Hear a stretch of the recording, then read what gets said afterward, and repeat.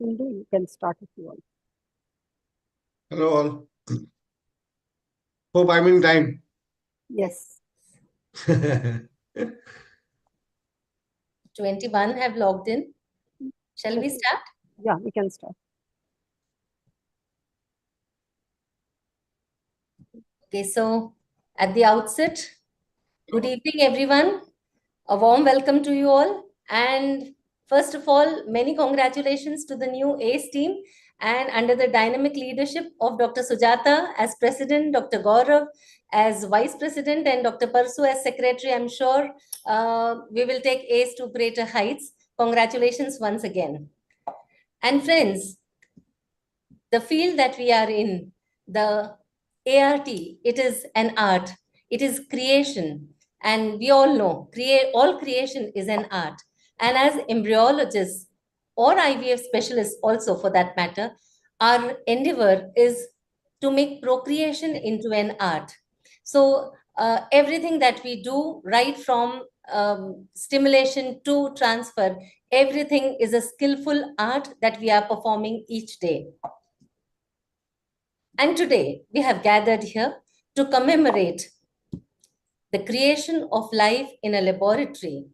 It is a day to recognize a beautiful mind of a scientist, because it was a scientist who thought about this new idea of creating life in the laboratory. So whether it is a clinician or an embryologist or anyone, we all are basically scientists if we come up with a great idea.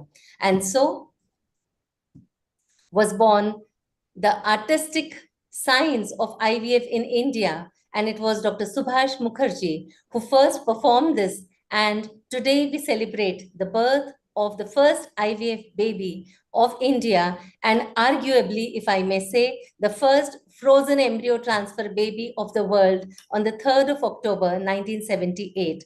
So we are beginning our program of the new tenure of ACE on a very good note by recognizing the efforts, the genius of Dr. Subhash Mukherjee. And so I hand over from here onwards with a brief introduction to Dr. Parsuram Gopinath for his welcome address. Welcome, Dr. Parsuram, and we are waiting to hear from you. Thank you, Dr. Bindu, for the introduction. And I think it's indeed a huge honor that today, being such a special day for each one of us working in the fertility field, I think it's a big day for all of us. On this day, we are able to start our first program of this committee on a very interesting note. And I would like to especially thank and congratulate Rajveer for thinking of it and coming up with something like this in such a short notice. And also understand the overwhelming response for this post actually got. There are people who are responding from different parts of India asking me whether all of them can attend, students can attend. I think it is truly a great honor. And so at the outset, let me come back to the job that I've been called for.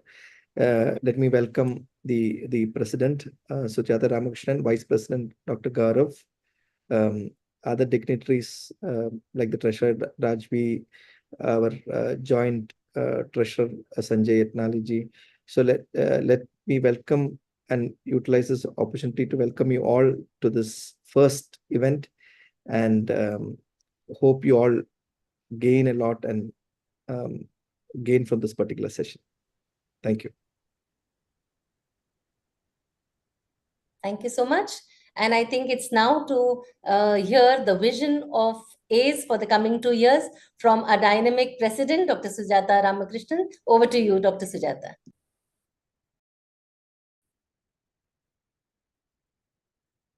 You are mute. So thank you very much, Dr. Bindu. That was a nice introduction. You know, you always feel good when somebody talks about you like that. Thank you very much. Thank you, Dr. Rajveer. As Dr. Parsu had mentioned, that it was your idea and then you have executed it. So thank you very much. Now, this is the first meeting after the new office bearers have taken over. And what is the president's vision? In fact, what is the team's vision for the next 2 years? So we are planning for actually webinars, online journal clubs.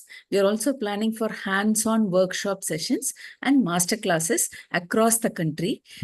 Soon we will share the schedule and the places.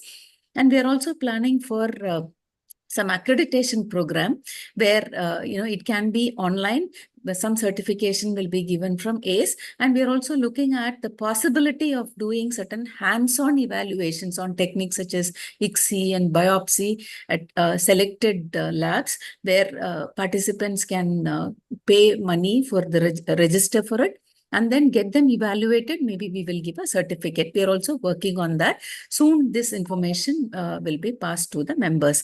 So these are the two main things which we are planning.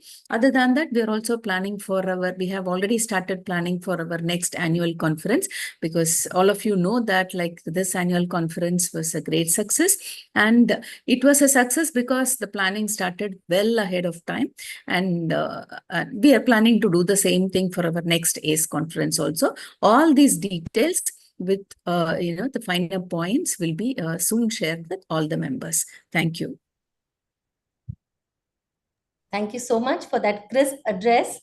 We know it is going to be a happening 2 years of your tenure. And now I would like to invite the SOV Vice President, Dr. Gaurav Majumdar, to tell us about how ACE 2024 was different. In what way have we crossed all barriers, and it has been a historical conference. Over to you, Dr. Gaurav. Right. Thank you, Dr. Bindu. It's a pleasure for me to be part of this committee, and it was great to hear feedback from both faculty as well as delegates in the annual Congress at Pune, where people were satisfied with the scientific content, with the sincerity of the lectures, the choice of lectures, the fact that people were listening with intent to all the lectures. So that was a big win for us, because in this era of so many conferences, we thought people are losing interest into coming for a congress and listening to lectures. So before the conference, a good 6 months in advance, we made some hard choices, but important ones, to make sure that this experience at Pune is worthwhile for the delegates. And we started out, as far as the scientific program was concerned, initially we had thought that we'll do a 2-day conference with 1 day for workshop and 1 day of conference with 2 embryology halls running in parallel. But somehow that we found out later that was not feasible to have 2 major halls running parallel as far as, an embryology conference is concerned. So then we went back to the old format of, Friday having the workshop and then following up with the main congress on Saturday and Sunday. But we made one important change, is where we decided to end the conference with lunch on Sunday. Because again, we have noticed in earlier conferences that the attendance becomes very scanty in the post-lunch session, since everybody is then preparing to leave back for their home. And so then it becomes a little, unfair for the speakers who have prepared their talks in the post-lunch session. So we were very happy to see this time that on day 2 on Sunday, people were very enthusiastically attending all the talks. The last session of the day was perhaps one of the best sessions of the conference, which ended with a lot of question answer, and the hall was full of delegates attentively listening to all the 3 speakers in that session.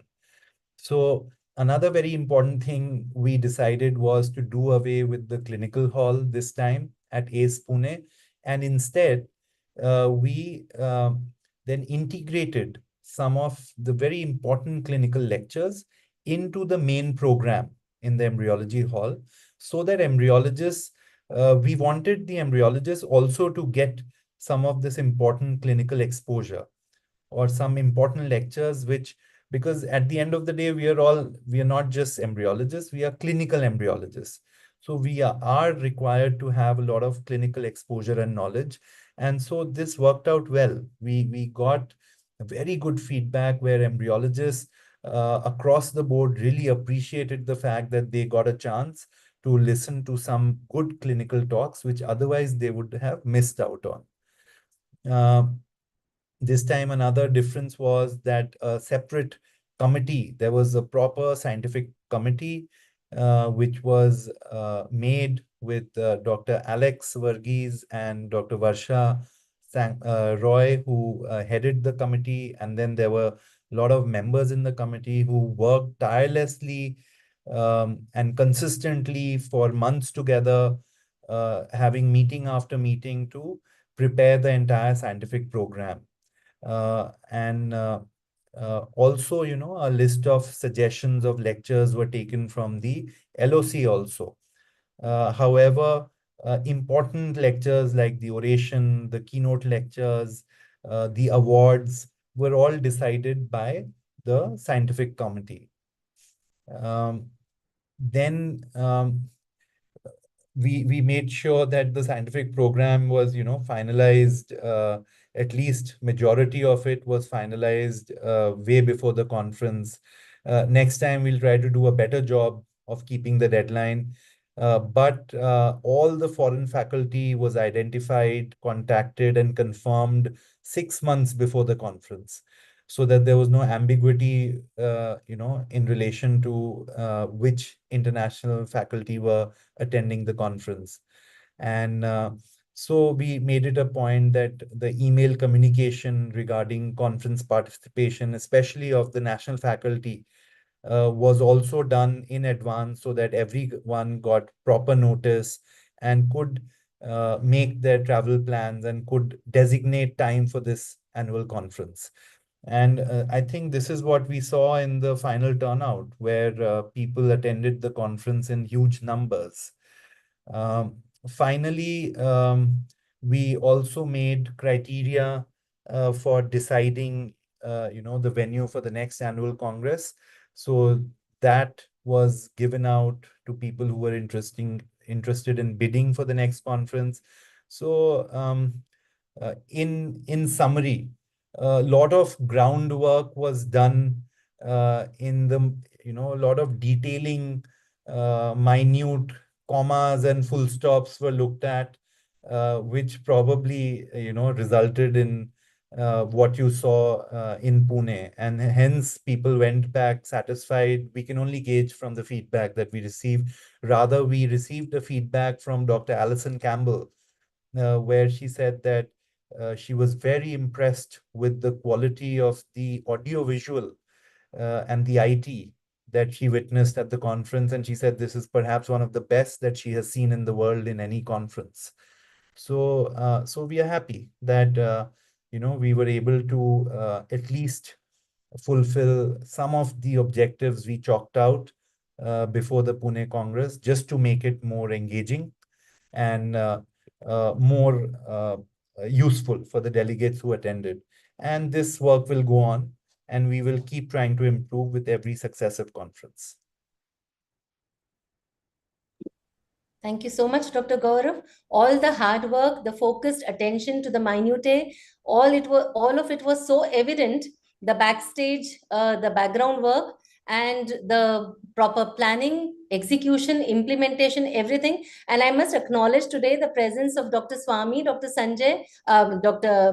Shrikant, and the entire local committee, organizing committee, for the tremendous hard work that has been put in for ACE. You all have set a big benchmark in terms of quality, not just the content, the participation, like you said, the audio-visual system, everything. So a big hand to all the organizers who have worked tirelessly for such a long time to make this all possible. Dr. Swami, thank you so much. Dr. Shrikant, and everyone there who has put in there even the little bit that has gone into making this conference a huge success. And we hope to get better in the coming years. So it will be difficult, but then as Dr. Sujata said, all the planning for the next annual conference has already started. So that shows the kind of dedication that we are and the perfection that we are looking at. So thank you so much once again. And after knowing how ACE was different, we should now move on to how our IVF baby was different in so many other ways. What Dr. Subhash Mukherjee did differently, and till date, probably, I mean, such wonderful things were done, introduced. I wouldn't go into the details. We have Dr. Rajvi, who has seen it all, done it all, and no one better to speak about all these aspects than Dr. Rajvi to tell us how Dr. Subhash Mukherjee went about giving us the first IVF baby. So over to you, Dr. Rajvi, and it would be interesting to know all the details from you. Thank you. So, thank you, Dr. Bindu. And just on Sunday, we finished the annual meeting of ACE. And thanks to the meticulous execution by Dr. Swami and Dr. Shrikant, we were on a high, a euphoria with the program. And the next thing was, in that euphoria, we decided that we should start our new term in, on no other day than today, the birthday of Kanupriya Agrawal, the first baby born out of a frozen embryo and the first IVF baby in India. And that's in that short 3 days notice, we planned this program.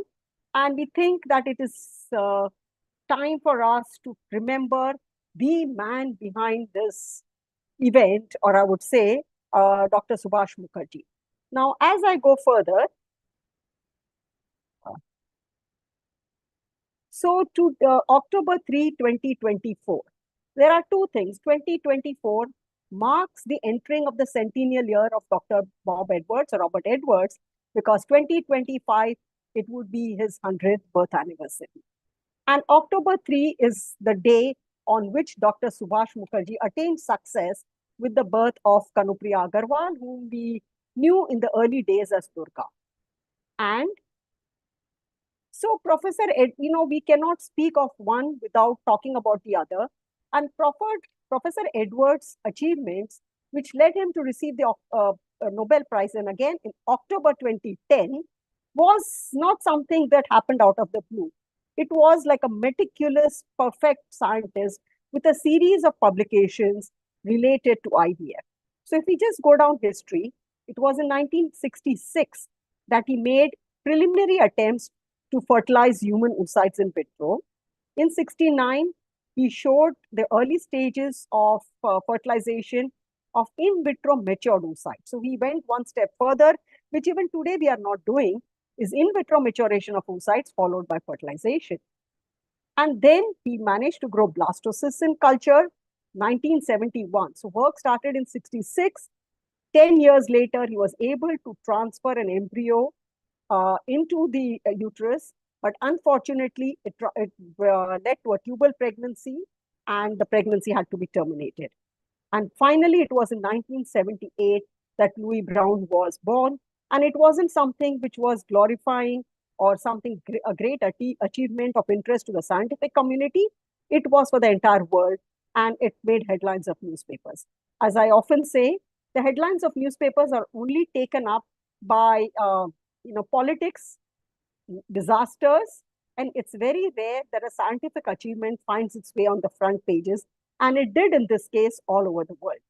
So if we go back, how was Louis Brown born? Now, when the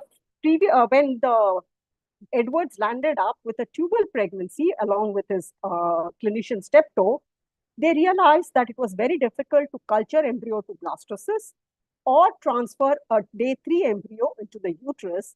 And that is the reason they changed their strategy and they decided to go for a natural cycle. Now, all of us working in the field know how next to impossible it is to monitor one single follicle, identify the time where there has been an LH surge, get the oocyte and harvest the oocyte laparoscopically, culture them and transfer the 8-cell embryo. What was the outcome? Louis Brown was born. And he was snubbed by clinicians and ethicists. In his own words, he had problems from various arenas, including the Pope. And he had court cases even in the year 2000, 22 years after Louis Brown was born. And it wouldn't be surprising, at least all of us in India, because we know that legal cases can go on and on for decades. And this was how Louis Brown was born, and which we celebrate the world over as the World IVF Day, Embryology Day. Now, just 69 days later, and you can see the headlines in the British newspapers, and here there is the baby whose picture has possibly not has been taken very slyly by some journalist, where it was stated, birth of test tube baby claimed here. The word claim clearly indicates that was it true or was it not true? It just creates a sense of suspense. And this was in the Amrit Bazar Patrika. You know, a very nondescript kind, it was more like a write-up in the paper questioning the authenticity rather than celebrating. Now, what happened after that? Who were the scientists involved? There were three people who were involved in this. Dr. Subhash Mukherjee. Dr. Sunit Mukherjee was actually a food technologist and responsible for the crop preservation, and Dr. Swaraj Kanti Bhattacharya, who was the obstetrician and gynecologist. Now, why was there such a contrast in the celebration on the birth of Louis Brown and this suspicion on the birth of Durga? One didn't even know who she was, who the parents were, but since she was born during the Navratri festival and a girl child, the maternal grandfather, when the media approached him, just said, yes, it is a girl child, Durga ka janam hua hai. Now, what was the approach used by Dr. Mukherjee? Was it replication of what Edwards did? No, he did something totally different. What he did is, he stimulated the women using gonadotropins. Edwards did try that, but because the luteal phase was short, they needed to inject progesterone. And imagine women undergoing an experimental procedure requiring oil-based injections for 15 days. And that too, ultimately, the first pregnancy was an ectopic. But he continued doing ovarian stimulation, Subhash Mukherjee, and Edwards went backward and went back to a natural cycle. Subhash Mukherjee thought forward and said, yes, the luteal phase is compromised. So what we can do is freeze the embryos and transfer them in the subsequent cycle. So that was forward thinking. He used the vaginal route for oocyte aspiration, and he incubated the oocytes for 4 hours prior to insemination. Initially, the fertilization rates in IVF were very low, and it was only in 1983 that Troughton showed with classical experiments that you needed to pre-incubate oocytes to have higher fertilization rates. And he cryopreserved these embryos for 53 days and transferred them in the subsequent cycle to prevent the luteal phase defects. So his approach was quite different, or I would say totally different from what Edwards did. Now, what happened after that?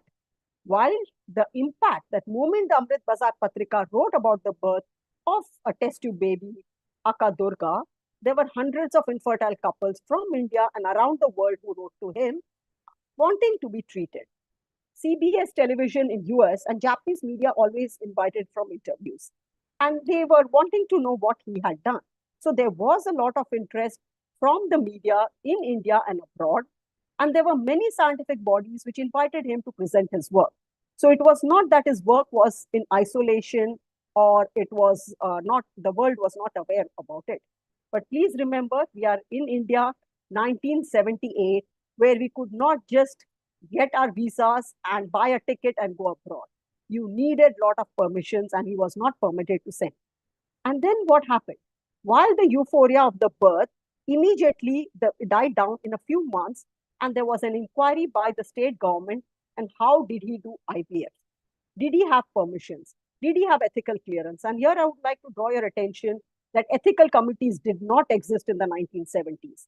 So there were all doubts put in by the inquiry committee. He was prevented from travel to present his work. And there was also concern by the parents of this child. Now imagine a girl child born in 1978 when the embryos were frozen. The parents had full faith in their doctors. They were informed what the procedure was going to be.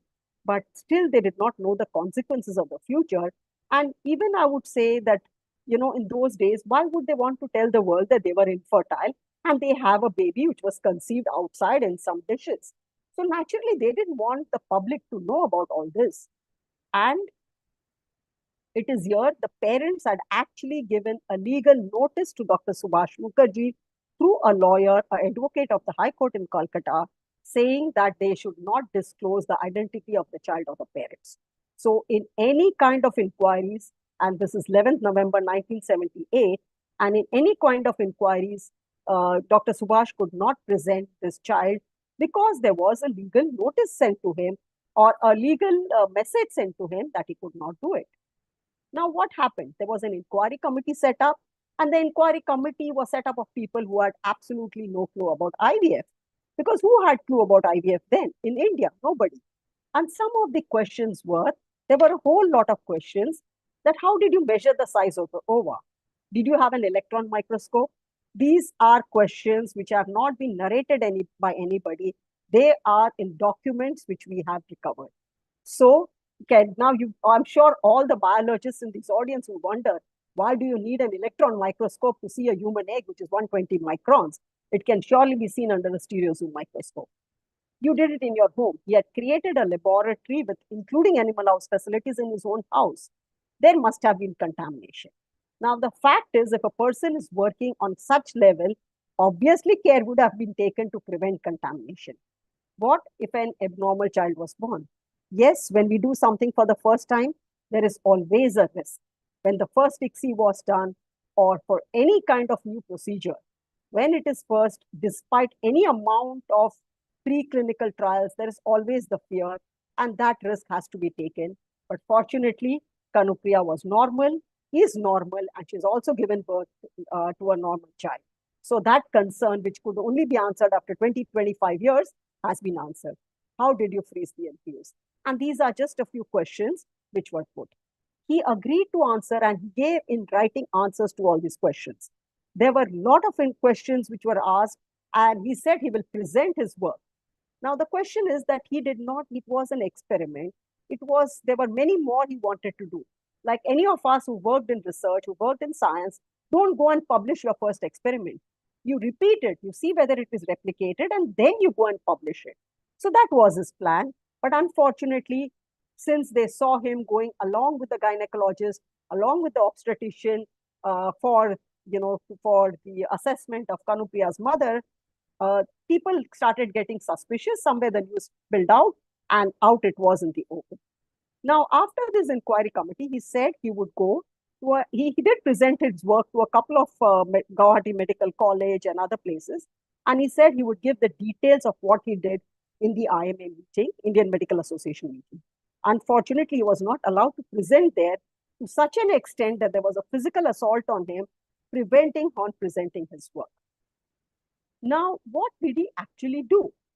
Like I said earlier, he stimulated using HMG. Edwards also stimulated using HMG, but he had a short luteal phase, and therefore he went back. And I'm repeating this to show how he was different. Edwards went back to a natural cycle. Subhash Mukherjee went on to continue with stimulation, incubation of the oocytes. He froze the embryos for 5 days, for 53 days, and transferred them in the natural cycle and the vaginal. Now, how did the questions came in? We are talking of 1978. How did he get the hormones? They were not available in India. It was not that the clinic provided hormones. They were not there in the chemist shop. He had a lot of contacts. Please remember, he had a double PhD, one PhD in physiology and one PhD in endocrinology from the University of Edinburgh. He was in touch with hormone manufacturing companies because they had just started developing hormones for human injections. And then we had his uncle who actually gave it in writing that when he would travel abroad for some reason or the other, Subhash Mukherjee would ask him to get hormones from Germany. And he did that with many of his scientist friends who would travel abroad for some kind of a meeting or the other and request them to get the hormones, which he would use on his quote-unquote experiments on human IVF. So this is how he used his contacts and resources to get the hormones. Then where did he culture? And still today, or till I would say 2018, this incubator has been saved. And it is in this incubator that Kanupriya was, the gametes of Kanupriya's parents were fertilized and Kanupriya's embryos was formed in this little incubator, which was created in his own house, where he had created an animal house and a makeshift left. And the slow freezing was done using decreasing the temperature of dry ice using alcohol. Now, he was a physiologist and an endocrinologist. He didn't know much about cryopreservation or the techniques. So what he did was, he contacted Dr. Sumit Mukherjee, who was a food technologist. And we all know that in food technology, cryopreservation came much earlier than it came in cell biology. And therefore, Dr. Sumit experimented how to gradually bring the temperature down manually and then store it in liquid nitrogen. And it is here that I want to bring forward that people in the inquiry committee asked, how did he manage to cryopreserve the embryos? Because Calcutta had electricity problems and power failures. So he clarified that he didn't need electricity at all. He liked liquid nitrogen. There was a question raised, how can you use liquid nitrogen? It will flare up. Now we know these questions absolutely have no meaning and have no sense. Then how did you get liquid nitrogen devars? It was not something which was easily available. So we have found documents going back to 1976 where they contacted Indian Oxygen Limited and urgently they tried getting the liquid nitrogen devars primarily for cryopreservation of initially the animal embryos that he was experimenting with. And this goes back to 1976. So at least for a year or over a year, he was experimenting.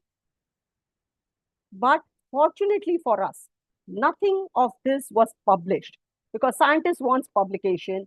And here we found a paper that in 1978, in a little known journal of Indian Journal of Cryogenics, and we found the whole manuscript, we talked about the feasibility of long-term cryogenic freezing of viable human embryos, a pilot study by Subhash Mukherjee, Sunit Mukherjee, and S.K. Bhattacharya. Here he talks about slow freezing, the use of DMSO and propanediol, which was used till vitrification, or even today we do use it, but the protocols used were that which were used for slow freezing, and it was published. Now, all this could not have been created by somebody out of the blue. It was a lot of thought, brain, science, experimentation, which led to this. Now, what happened to this great scientist? He did something which was very different from the West. He gave a live birth to, with using a technology which was merely being used much later. They stopped his work at the NRS Medical College where he was a professor.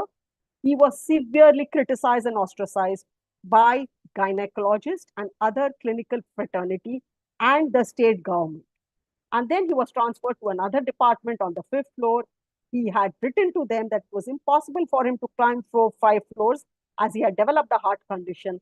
And I'm sure all the trauma that he would have faced would have even given the strongest heart a lot of pain.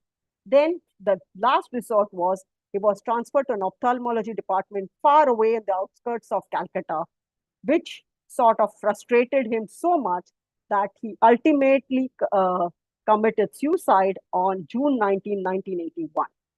Now, this was possibly one of the saddest days in the history of Indian science, because on one hand, the similar work done by a Western scientist gets a Nobel Prize, whilst here, this is how an Indian scientist was treated.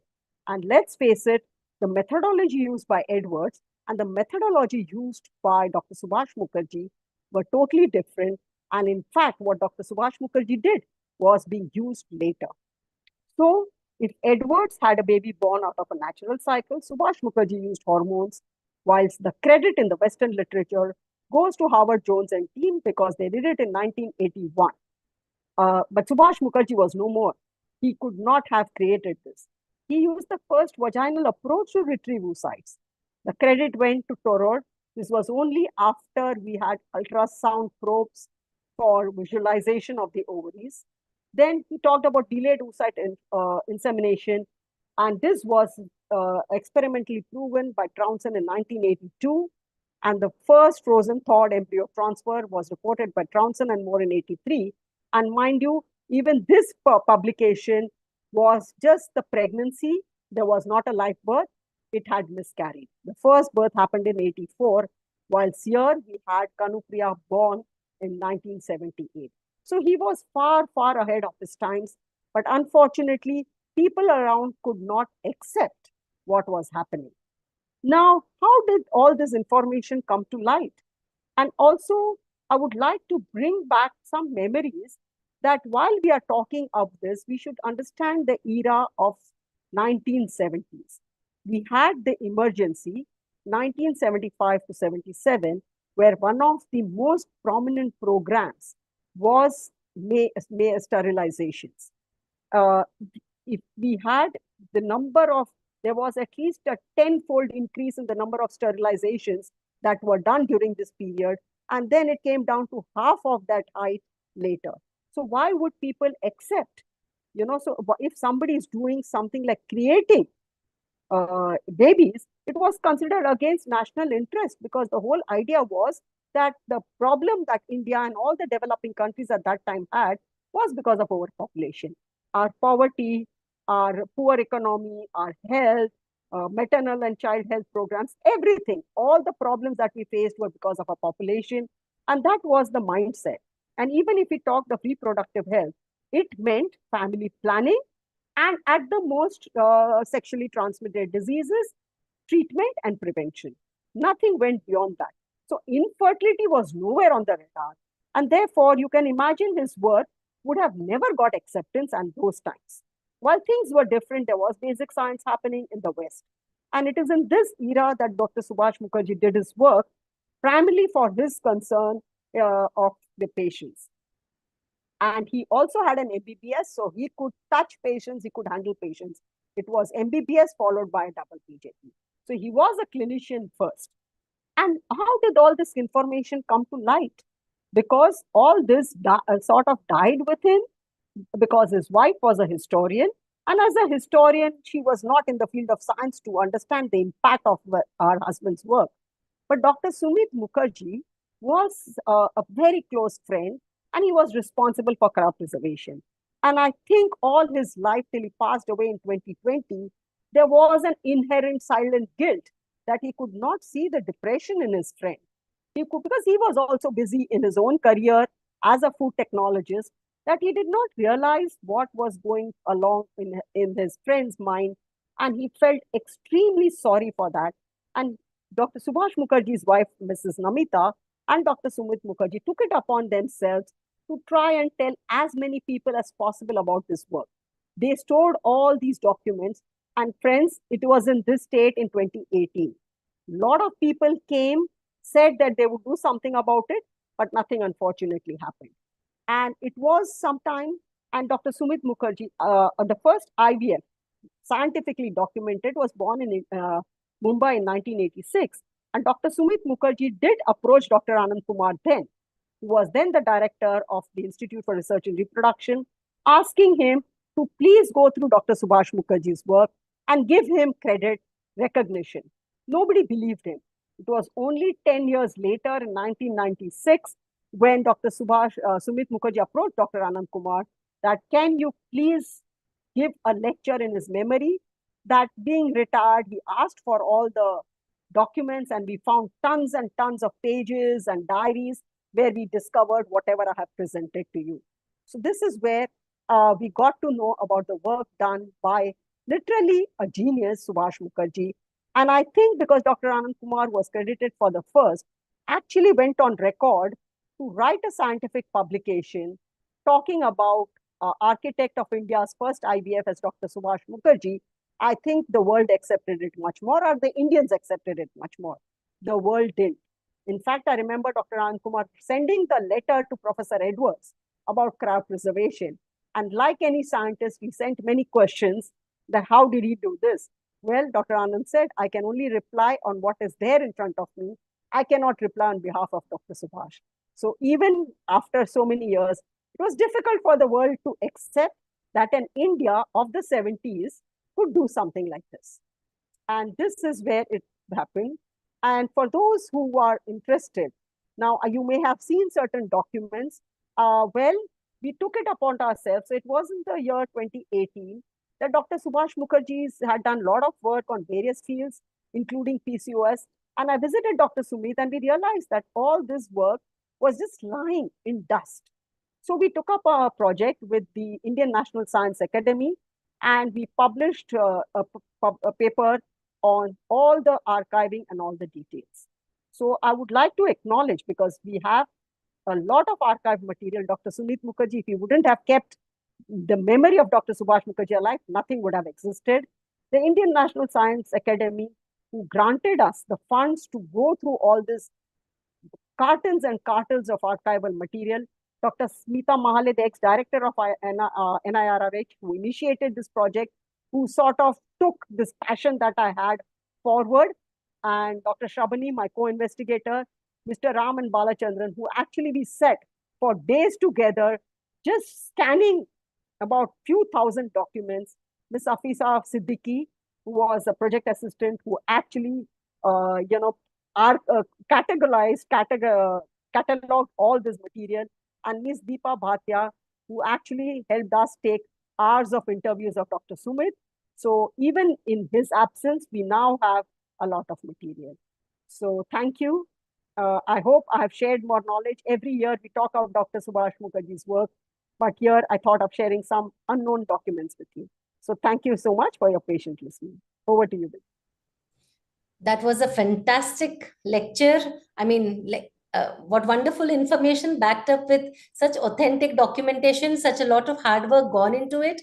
And that shows your efforts on how we all strive to give due recognition to Dr. Subhash Mukherjee, which I believe is still wanting. I hope something is done soon, except for the fact that he is named as among the top 100 scientists of all times. Apart from that, there isn't much recognition that he has still got, and it is an irony that Dr. Bob Edwards also had to ask for proof on how he did cryopreservation of embryos, having gone through the process himself. Nevertheless, thanks to there are good people in this world too. So thanks to Dr. Sunit Mukherjee, who strived to at least document the fact that it was Dr. Subhash Mukherjee who had done all this work so many years back. So, I mean, whatever we are doing today, we have to be thankful to such wonderful, illustrious scientists that we had in our country. It's a big irony that he had to commit suicide. I hope something can be done. Dr. Rajvi, with your efforts, I'm sure we can strive to do something about it, not just have lectures in conferences and be happy with that. I'm sure many people now already know his work. Up till maybe a few years ago, even embryologists were not aware of who Dr. Subhash Mukherjee actually was. So hope we can do something about it. And I might say in a lighter vein that probably so many years ago, if all these ethical committees, sanctions from these committees would have, and we would have waited for that, then probably IVF also was an add-on for for pregnancy or reproductive medicine, so to speak. So, so many years down the line, after 76 years of the birth of the first IVF baby, we are still trying to come to terms with the fact and trying to better ourselves in the field of embryology and in the lab. So in this same league, we would now like to continue with our lecture on add-ons in IVF, and Dr. Krishna Chaitanya is supposed to deliver this lecture, but then he could not be present online right now, but he has sent his video for the lecture, and let's all hear what he has to say about add-ons in IVF laboratory. Yes.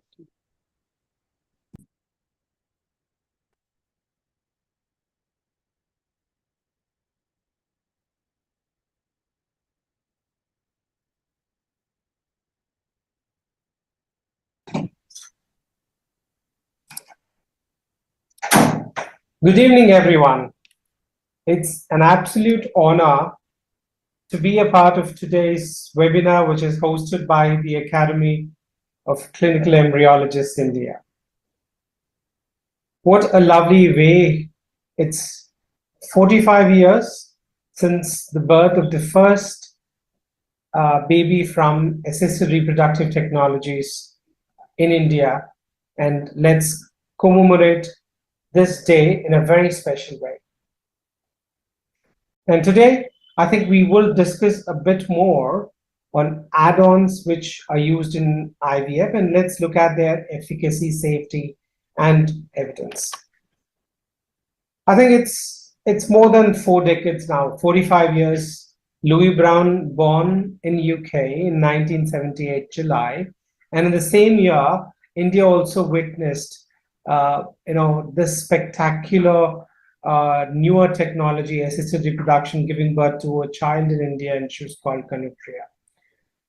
So more than 4 decades, we've moved from just doing IVF to probably attempting to do some amount of gene editing. The success, which was only 6%, has now gone almost up to 60 or 70%.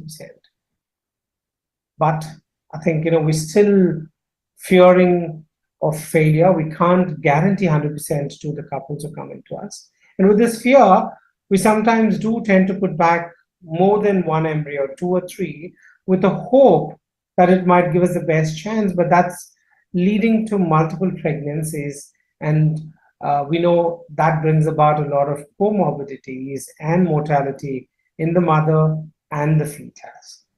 So prediction is what is still questioned and is a challenge in this field of assisted reproduction, in spite of a lot of inventions and discoveries.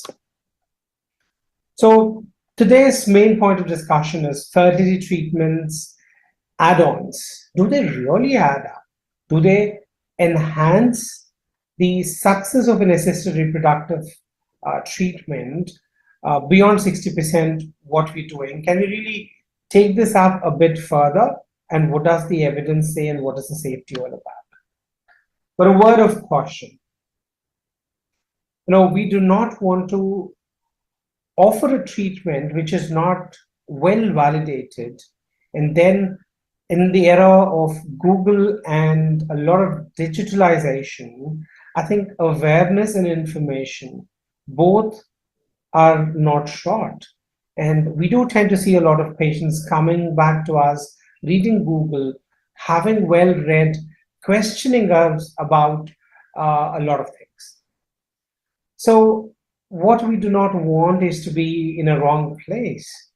And the very recent news of one of the pioneers in doing IVF, the Monash IVF, having a problem, a lawsuit from one of the patients saying that they've made promises that the non-invasive PGT gives the best outcome, and it is not something that's well validated, and this was not actually well discussed with the patients. And finally, it has costed them close to $60 million to settle this lawsuit. So we want to give our patients the best, but again, we do not want to be outside the purview of rules, regulations, and science and the ethical practice.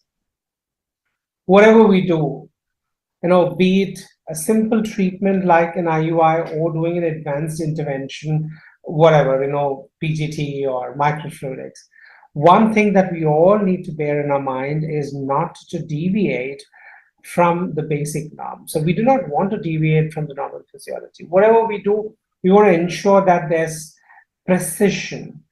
The cost doesn't go up. We shorten the pregnancy, we eliminate the errors, and we minimize the risk. I think these things cannot be overlooked in whatever treatments we end up doing. And just a little heads up as to how do we really validate and implement a newer procedure and protocol. This is from the paper of Professor Joyce Harper from UK way back in 2012, and still holds very good. I don't really think if there's something new in the market, we could randomly apply that onto the human beings. There are a lot of ethical and even scientific issues and challenges which need to be considered before introducing a new treatment. So I think, you always write down a good hypothesis, you do a lot of basic research, you test them on an annual model with proper institutional review board clearances and guidelines. Then probably you research them or you try them on certain embryos which are donated for research, and then after a multi-centric trial where a proper assessment of the cost effectiveness and safety is proven, that is when a new intervention should be offered as a routine clinical intervention. But do we really have time? Sometimes it could take us decades to do all of this, and hence there's always a rush to go and implement a newer intervention. And then after 2 or 3 or 5 years, we look at data, and then we're coming back either saying that it's not being efficient or there's a significant risk and it should not be done, which I think we all need to be very careful. Trying to put any new strategy treatment onto a patient directly where enough clinical validation is not done is something that we need to be careful. Otherwise, we are going to be facing some legal issues. So in general, what's an IVF add-on? It's something that adds on. So it's either to improve the success rates, it probably is reducing the risk or enhancing the patient experience. And why is there a need to discuss? Because there is a huge market. These products have been marketed and it's quite easy to access them. But I think when you're looking at the publications, I think there's a lot of controversy, variability in clinical practice. So let's today throw more light on this. I'm not getting into the details of this, but I think it's just to give you an overview as to there are a lot of IVF add-on, be it the sperm, the ovary, egg, or the embryo. Like for the sperm, you have the MAX, microfluid eggs, use of testicular sperm, trying to look at the sperm DNA fragmentation. I think these are the various add-ons that we're looking on, and we want to see if this would enhance the embryo development and implantation. So as on the other side of the ovary and oocyte, we're probably looking at oocyte pooling, artificial oocyte activation, or doing in vitro maturation. With the embryo, it's all about picking and predicting the best embryo which could give us the best outcomes. And this is where we've been looking at the role for PGT, omics, time-lapse, or even artificial intelligence in the recent times.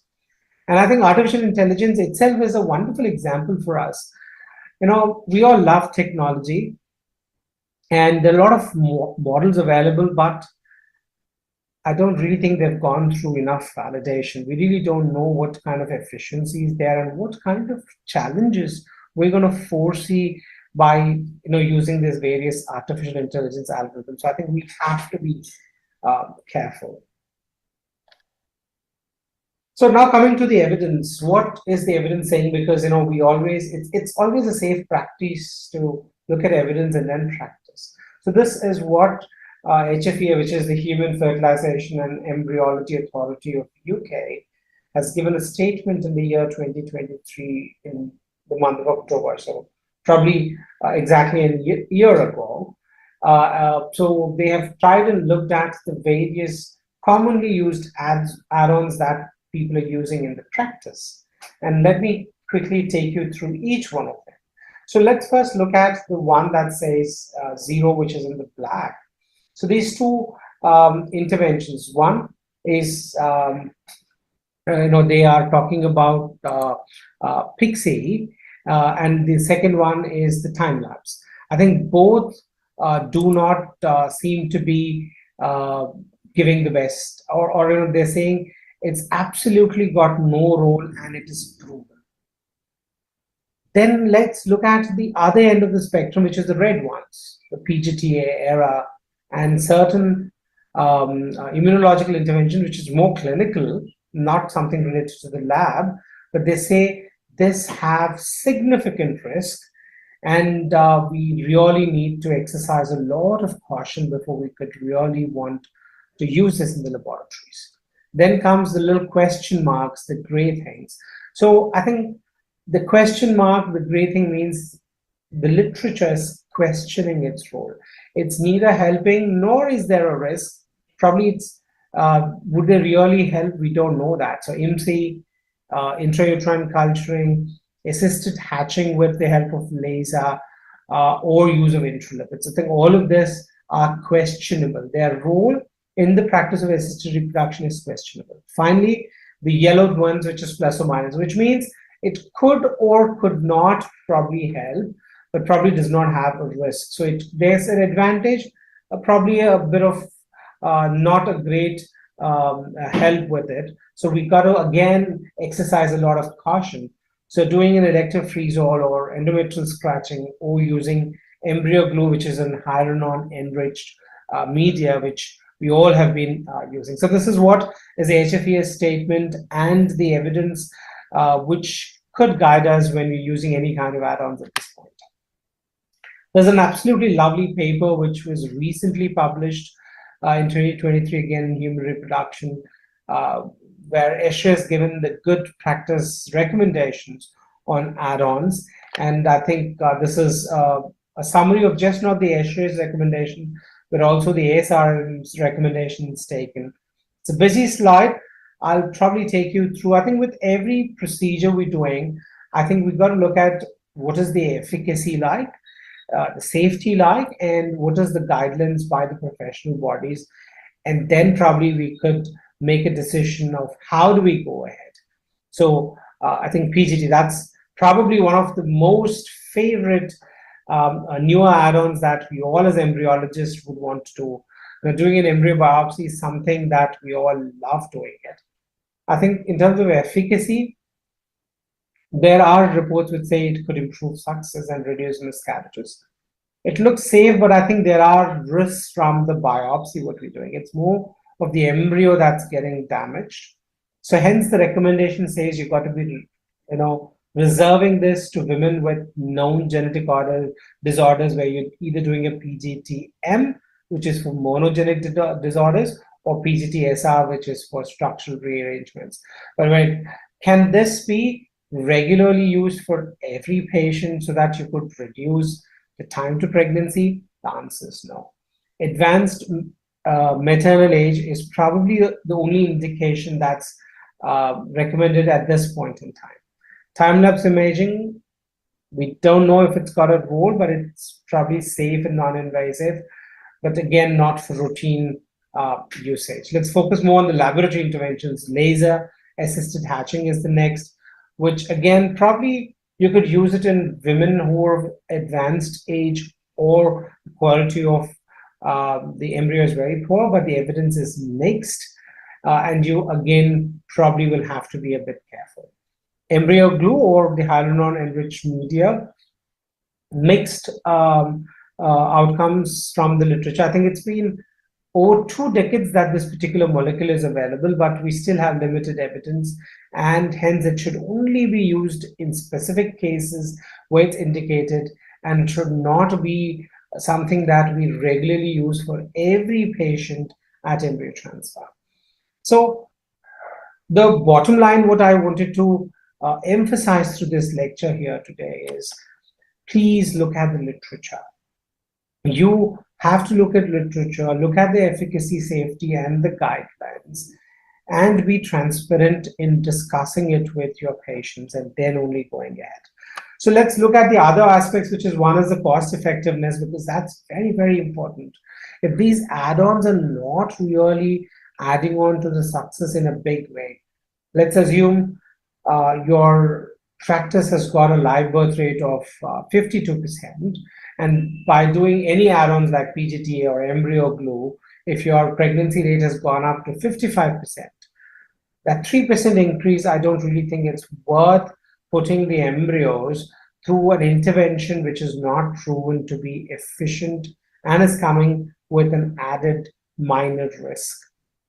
So I think you really need to know all of this, and insurance doesn't really cover any of these add-ons. So the patient is paying out of the pocket, hence the cost benefit, risk evaluation and assessment is absolutely important. We have to look at the ethical considerations. We have to be transparent with the patients, and patients' autonomy should be looked in. I think the first thing that we all should learn and never forget is respect the patient's choice. This is the first thing my teacher taught me when I entered into the practice.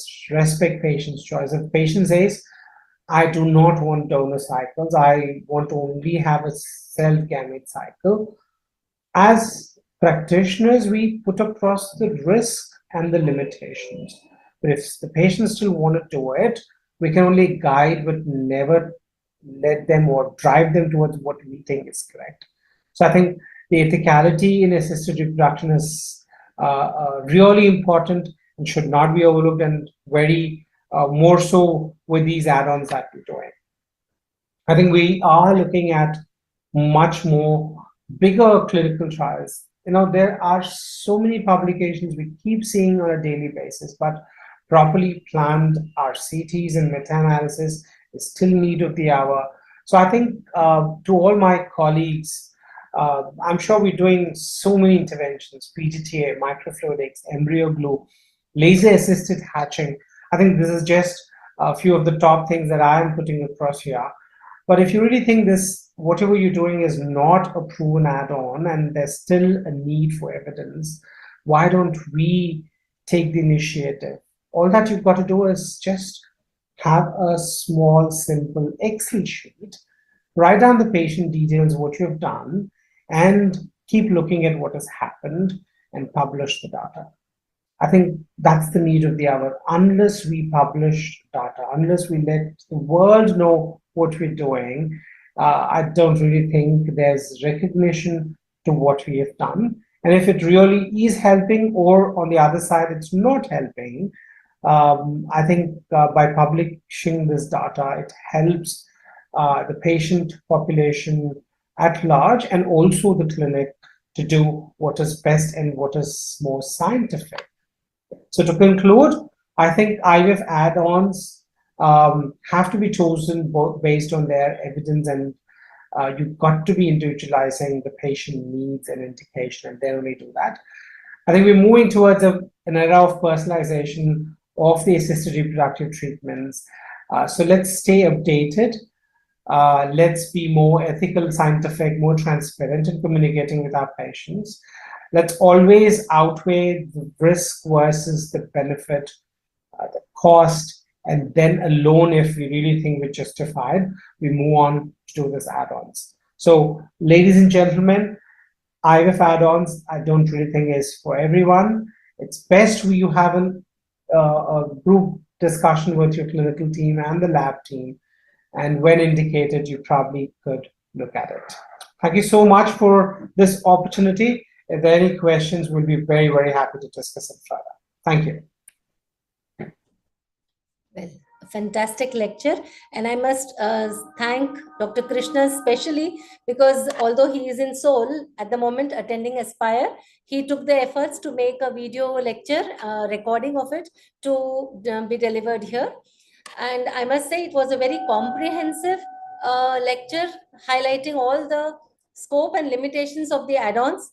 And we need to be careful these days about the IVF practice, evidence-based, ethical, legal, sticking to ethical and legal guidelines.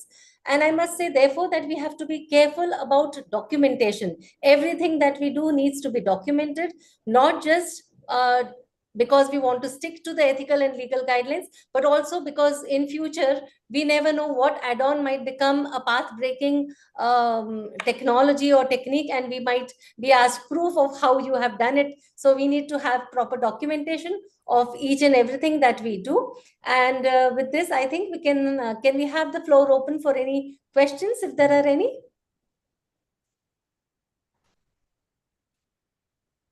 Anyone would like to ask any questions or say something? Thank you. So, shall we move towards the next, the last bit of our... Well, of course, as embryologists, we all feel embryology is very exciting, and we have to remember that we are not creators in the sense of creating something absolutely anew. God is still the master and creator of the universe. It is just that we are the media through which he is trying to bring about a few changes and help out people who cannot conceive naturally. So with that, the focus of our whole webinar today was to celebrate and commemorate the birth of Durga. And although initially the parents were not too willing to be identified, later, of course, Kanupriya did mention that I'm not a trophy, but proud to be the living example of the work of a genius. Justice has been done to my scientist dad when he was I mean, recognized as the person who brought Durga to life. So yes, we may still await government recognition, but yes, he has got recognition at least from the parents whom he had helped tremendously. So with that, we come to the end of today's webinar, and I would like to invite Dr. Shrikant Yatnare to propose a vote of thanks, please.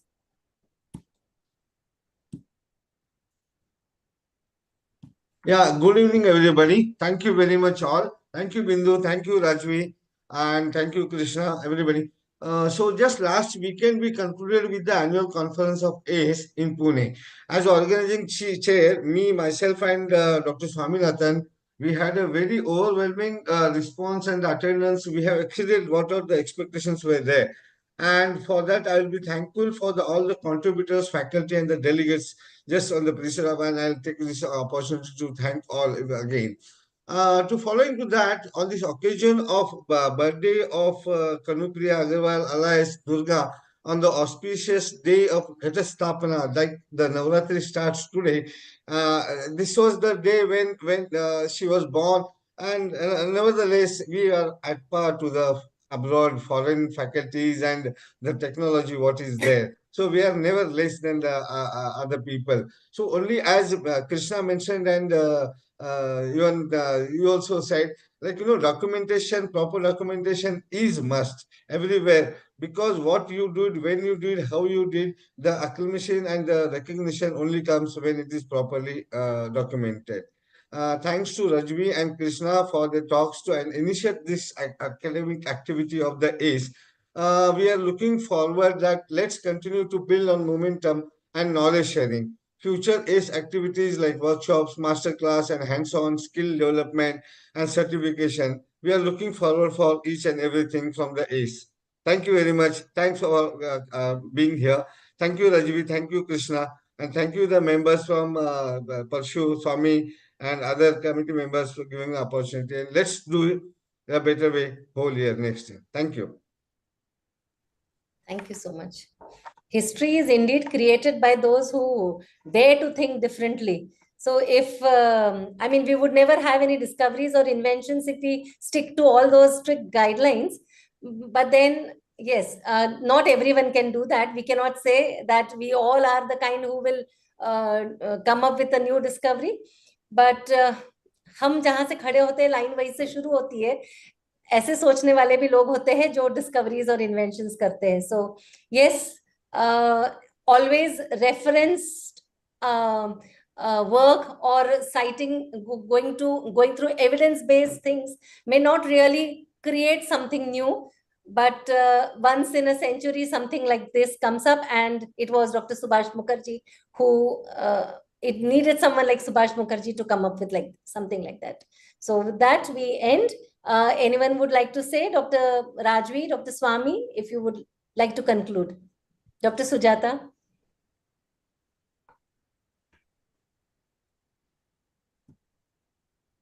So from my side, again, AC 2024, it was a great opportunity. I thank the AC entire team who had given us the freedom and had the faith on us. I hope that we delivered as much as possible from our end. If any flaws, kindly tell us, don't tell outside. We'll try to correct it. Thank you very much. Take care. Good night. Jai Hind. Outside people also Good know, night, like we everyone. got acclamation from the foreign faculty also that it is at par like an international conference. So that's a really a satisfying answer and response from them. That is where we are really happy for that. You have set high standards for others to come. We'll continue. We'll continue as ACE. ACE has been always like that. We'll continue with the ACE. Okay. Okay. Thank you. Thank you Good so much, night. Dr. Rajvi, for letting organizing us this. Yeah. today. Thank you so much Okay, for bye-bye. making me a part. Yeah. Thank you. Bye bye. Thank you. Bye-bye. Thank you. Over and out. Bye.